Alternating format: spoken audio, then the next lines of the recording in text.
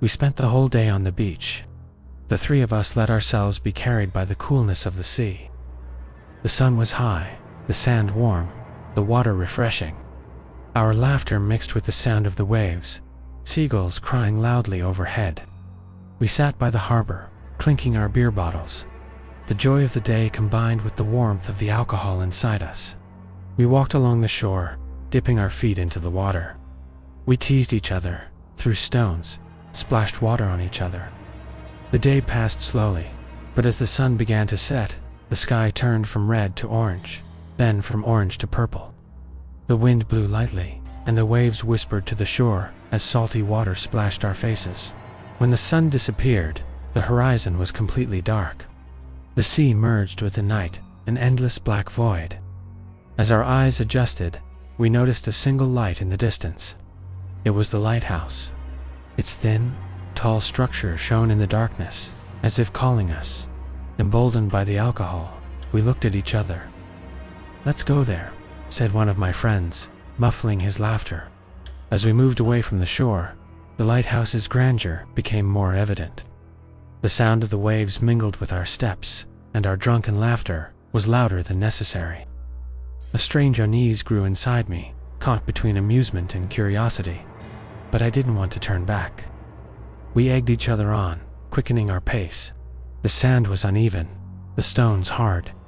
Every sound beneath our feet echoed in the night, blending with the waves. The lighthouse's light occasionally disappeared, then reappeared. This darkness surrounding us filled me with a creeping chill. When we reached the lighthouse door, we saw the rusted iron gate tightly locked. We shouldn't go in, a voice inside me warned, but I didn't say it aloud. One of the friends kicked it. The door resisted stubbornly. Finally, together we rammed the rusted lock with our shoulders. The metallic shriek spread into the night, and the door opened. The smell of dampness and dust hit our faces. The moment we stepped inside, our footsteps echoed. Narrow stairs spiraled upwards. Moss-covered walls, water seeping through the stones. No flashlight only. Our phone's weak light guided us. Every creak of the boards, every echo, turned into a chilling melody inside the empty lighthouse. Shadows danced on the walls, shifting strangely with each step. The stairs seemed endless. Each floor felt the same as the last. As we climbed, the air grew heavier. Breathing became difficult. Anxiety grew inside me. My friend tried to joke, but his voice was hollow. For a while, nobody spoke. Only our breathing and footsteps filled the space, and the shadows seemed to move alongside us. Finally, we reached the top floor, the large glass room. We were breathless.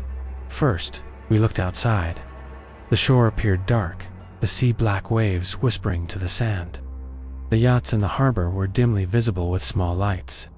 The view was both mesmerizing and terrifying. We stared at the shore in silence for a while. The wind whipped our hair, and the night's strange scent filled our noses. My friend took a deep breath, so beautiful and calm, but also unsettling, he said. When I turned my head, a distant shadow caught my eye. I first thought it was the lighthouse's shadow, but its shape was strange. The shadow gradually took form, dressed in black, tall, broad-shouldered, its face unseen. It didn't move, only watched us. My heart started pounding. My friends must have noticed. We glanced at each other. The silence grew heavier. The world seemed to hold its breath. "Let's go down immediately," we decided. As we descended, our steps tangled. Phone lights flickered. Each turn, the shadows shifted, as if someone followed behind. We were sweating, hearts racing, our breaths quickened.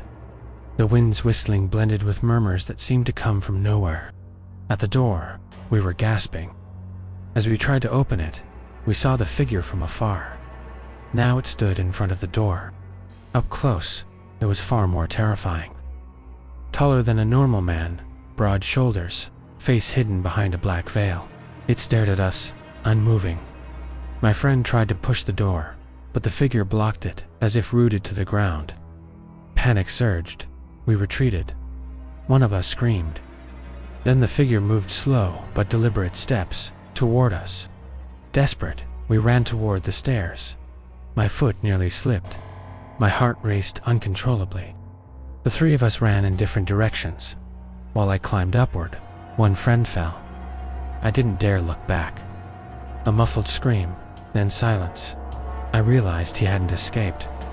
A nameless horror consumed me. The other friend waited above, eyes wide with fear. "We have to get out," he shouted. We didn't dare look down.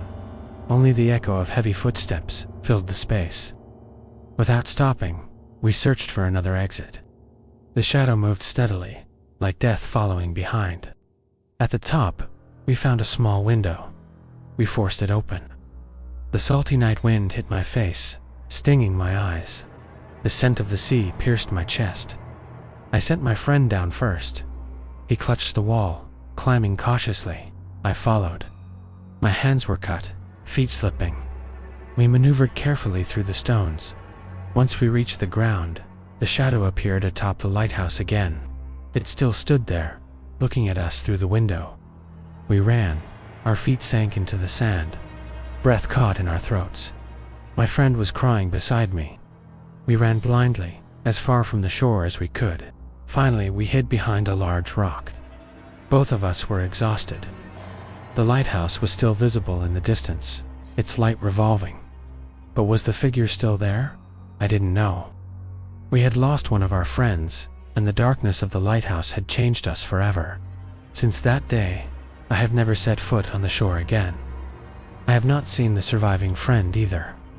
When we try to speak, we cannot meet eyes.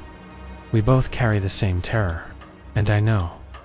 The lighthouse's light does not illuminate the night. It only reminds us of the depth of darkness.